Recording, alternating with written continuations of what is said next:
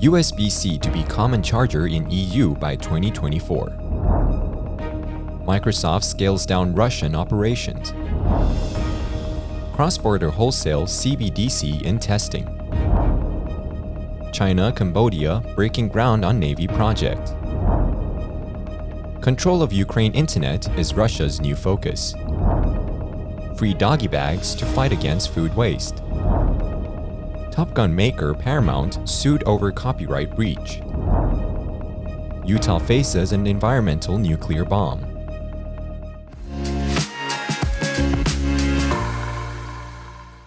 Hello, I'm Johnny. Thank you for joining us on FUNDAY News. It's June 9th, Thursday, and here are your top stories. To make life easier for consumers and save them money, EU countries and lawmakers agreed on June 7th to make USB Type-C the common charging standard for small electronic devices by autumn 2024. The European Commissioner for the Internal Market, Thierry Breton, said the deal would save about $267 million for consumers. Laptops will have to comply with the legislation within 14 months of its coming into force. Apple must change the connector on iPhones sold in Europe by 2024. According to the statement of European Parliament, after the legislation has been formally approved as expected to happen after the summer, EU countries will have 2 years to introduce the rules into national laws. A 2019 European Commission study showed half the chargers sold with mobile phones in 2018 had a USB-C Micro B connector, while 29% had a USB-C connector, and 21% an Apple Lightning connector. Media reported, Apple is already working on an iPhone with a USB-C charger port that could debut next year. Microsoft is substantially reducing its business in Russia, joining the list of prominent technology firms cutting back or exiting the country altogether.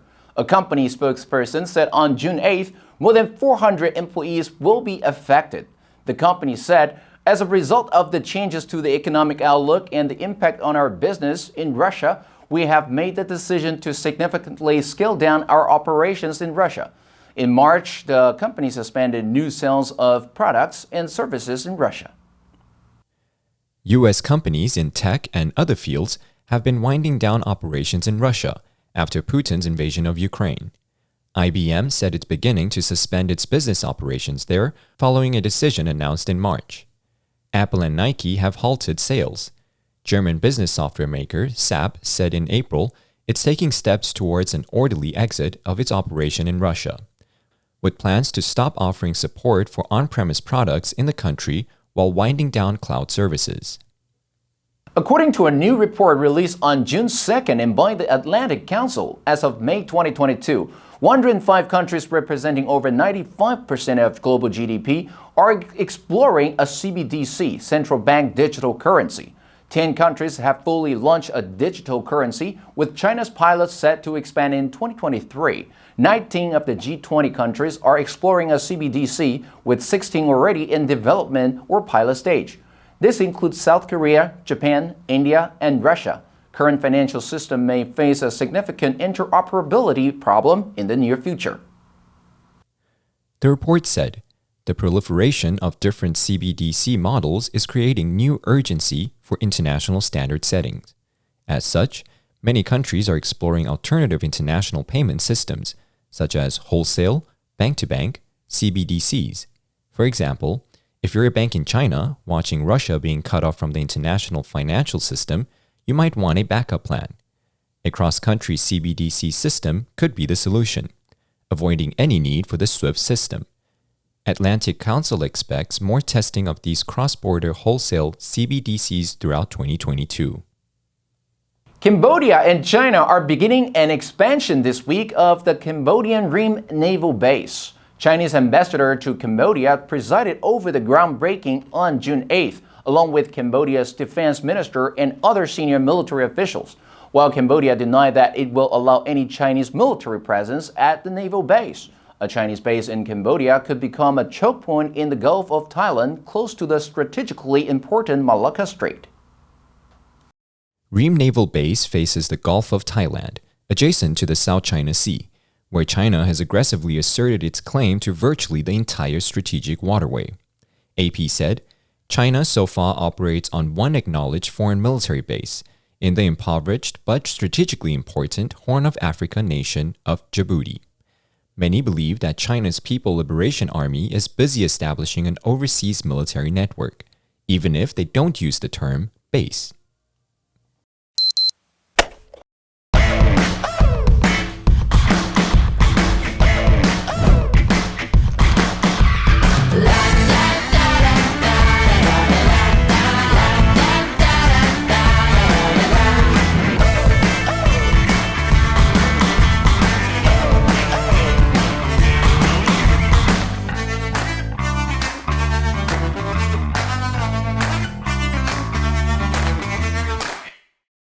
More than 700 internet service providers based in Ukrainian territories that are currently under Russian occupation are now vulnerable to Russian interference, according to Ukraine's State Service of Special Communications and Information Protection. In the occupied area, Russian soldiers would raid local internet service providers and force the owner to connect to a network in Crimea, leaving citizens in occupied cities vulnerable to Russian propaganda and the Russian government's surveillance system. Посеред поля Наталя ловить інтернет. Це село Яблунівка на Київщині. Media reported all of the internet traffic in Russia-occupied Ukrainian cities had been configured to flow through Miranda Media, a Crimea-based affiliate of the Russian state-owned telecommunication firm Rostelecom. It means users' data may now be monitored by a Russian government surveillance system known as Swarm, while users' ability to freely browse the internet may also be restricted. Most users are obliged to Russian network to avoid being disconnected with family members and social life.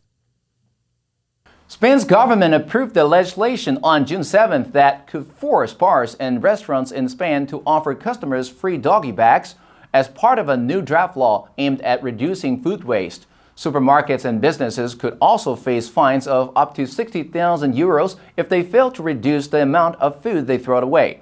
If Parliament green-lighted the law and it comes into effect, stores and supermarkets would be asked to reduce the price of products that are approaching their best before date. The law is intended for everyone in the food chain, the primary producer, the industry, the distribution, and the families. Spain's Agriculture, Fisheries, and Food Minister, Luis Blanes, said the bill was aimed at regulating and raising awareness. According to the proposed law, mechanisms should also be set up to donate unwanted food to NGOs and food banks. If products are no longer recommended for consumption, they should also be channeled towards use as animal feeds or in the industrial product of fertilizers and biofuel. The European Union had recently pledged to halve food waste in the bloc by 2030, in line with UN targets. The family of the Israeli writer whose article inspired the 1986 Tom Cruise movie Top Gun is suing film studio Paramount Pictures for copyright infringement over its sequel. In a complaint filed in California federal court on June 6th, the heirs to Edna Yoni's 1983 article, Top Gun, state the film's distribution company did not reacquire the rights for the recently released sequel, because a notice of termination to Paramount in 2018 reverted the right back to them in January 2020. The 1986 Tom Cruise movie Top Gun sues Paramount Pictures for copyright infringement over this year's blockbuster sequel, Top Gun Maverick. According to the lawsuit, Paramount's Top Gun franchise would not have existed without Ehud's literary efforts and evocative prose and narrative. But a Los Angeles-based entertainment attorney, Mitra Horian, said that Paramount's plan to produce Top Gun Maverick in 2018 and release it in 2019 were delayed because of the COVID-19 pandemic. Timing is going to be very important in this case, because the notice of termination was sent to have an effective date of 2020.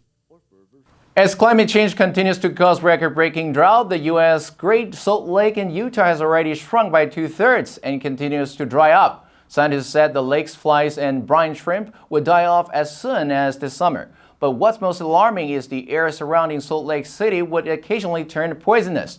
The lake bed contains arsenic, and as more of it becomes exposed, windstorms carry that arsenic into the lungs of nearby residents. In the eyes of the law, even today, all of that water that reaches the lake is considered wasted. And the system's really set up to kind of get everybody to use the water before it gets to the lake so that it's bone dry. Well, that's a problem. Republican lawmaker Timothy D. Hawks wants more aggressive action. He said, otherwise, the Great Salt Lakes risk the same fate as California's Owens Lake, which went dry decades ago, producing the worst levels of dust pollution in the United States, and turned the nearby community into a veritable ghost town. However, saving the Great Salt Lakes would require letting more snow melt from the mountains flow to the lake, which means less water for residents and farmers, a dilemma for Udihans. And that's all the time we have for today. Thank you for joining us on FUNDAY News. Let's make every day a fun day. I'm Johnny Wu, your host. I will see you next time.